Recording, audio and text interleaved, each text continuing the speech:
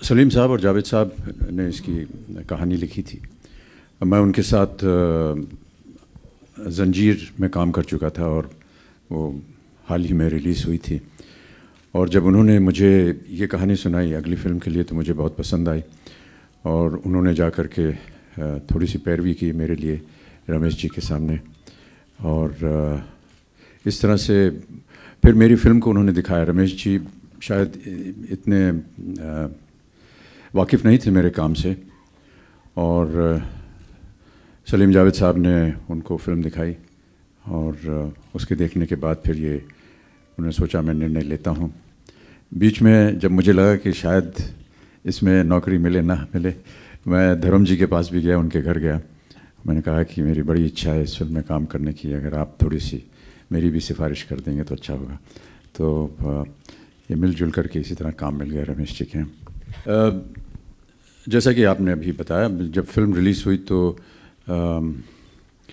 जितनी आशाएं थी वो उसके मुताबिक नहीं चली और थोड़ी सी घबराहट भी हुई क्योंकि ये बहुत ही बड़ी फिल्म थी, कई सालों से बन रही थी, बजट से ऊपर चली गई थी। और शायद ये शनिवार को सुबह सलीम साहब, जावेद साहब और रमेश जी और मैं, मेरे घर में ये लोग सब आए, हम लोग बैठे और हमें बताया गया कि ये फ़िल्म जो है अच्छी नहीं हो रही है, क्या इसमें अभी परिवर्तन कर सकते हैं जिससे कि ये ठीक हो जाए। तो बहुत सा ऐसा लोगों को लगा और जो चर्चा हुई हमारे आपस में वो ये था कि शायद लोग इस बात से नाखुश हैं कि मेरी मृत्यु हो जाती है उसमें। शोले की कहानी में बहुत सारे ऐसे अंश थे जो कि मोहक थे हमारी जितनी भी जनता है। एक जो उसका एक दृष्टिकोण था वो ये कि विडो रिमैरिज, और तो ये लगा कि जहाँ पर एक ऐसा समा बन रहा है जहाँ पर हो सकता है कि एक विधवा दोबारा जीवन जो है वो संवर जाए, वो भी आपने उसको हटा दिया।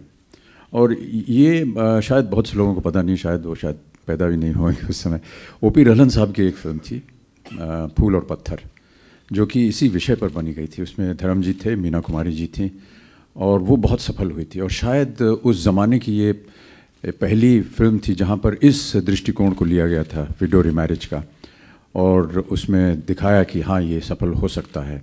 समाज में बहुत सारी बातें इसके विरोध में थी, लेकिन ये एक समाज से हटकर बात निकल रही थी, इसलिए उसको काफ़ी फ़ायदा हुआ था।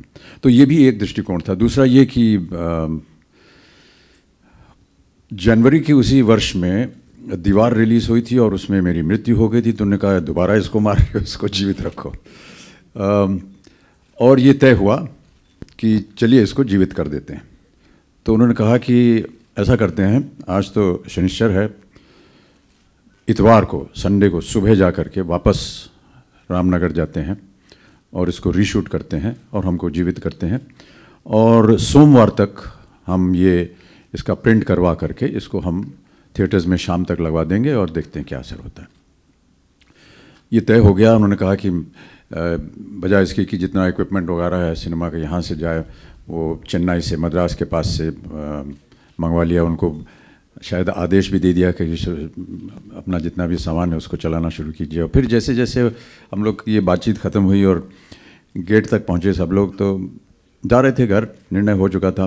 फिर रमेश जी ने ऐसे ही मुड़ के कहा यार सोमवार तक देख लेते हैं क्या होता है, और अगर तब भी कुछ गड़बड़ हुआ तो फिर अब नियत ही है, अब क्या कर सकते हैं उसका। सोमवार को जो हुआ वो फिर अद्भुत हो गया।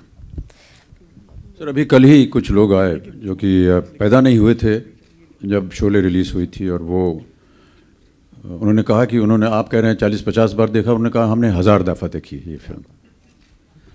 अमित जी बढ़ा दिया नंबर। अमित जी, और मुझे याद है कि जब प्रीमियर ख़त्म हुआ तो रमेश जी ने कहा कि भैया प्रिंट रिलीज़ हो गया है, देखना चाहोगे? हाँ चलो चलो।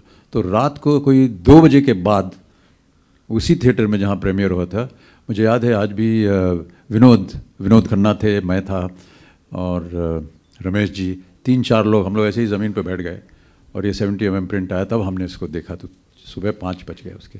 तो एक मुझे लगता है कि एक 70 mm जो है वो पहली दफ़ा आ रहा था स्क्रीन के ऊपर। हमारी हिंदी फिल्म एक 70 mm स्क्रीन पे आ रही थी। उसका भी एक बहुत ही रोमांचक एक एक दृष्टिकोण था जो कि मुझे लगता है कि शायद उस वजह से लोगों को अच्छी लगी हो। लेकिन हाँ, ये बात सही है कि वो इतवार के बाद फिल्म का जो बॉक्स ऑफिस है वो बदल गया।